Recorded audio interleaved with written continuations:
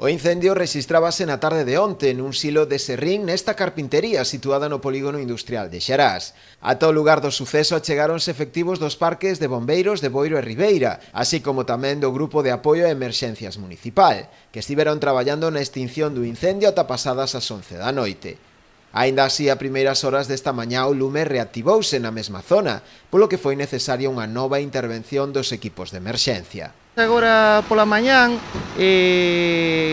volveu a haber un reinicio do lume, do incendio, tamén de novo na zona dos filtros, aquí o silo agora mesmo encontrase completamente vacío, vacíouse pola parte de abaixo, e nada, estamos, témolo controlado, por suposto, pero é un traballo moi laborioso no cal temos que empregar moita auga, e máis hai que ir extraendo todo o interior dos filtros para que non quede ningún rescoldo.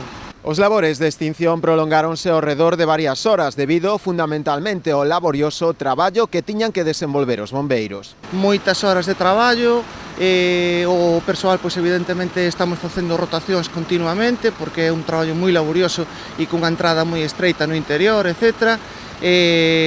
Utilizáronse moitísimos litros de agua, máis de 35.000 litros de agua levamos empleados, e sobre todo eso, moito traballo e moito tempo. Sí. No incendio non houbo que lamentar danos persoais, xa que a hora na que se orixinou o lume xa non había actividade no interior da nave. Polo de agora descoñécese tamén a súa posible orixe. Non hubo que lamentar ningún tipo de dano persoal, por suposto. En canto ao material, está afectado en sí o propio silo, pero é unha estrutura de ferro que tampouco ten maior complicación.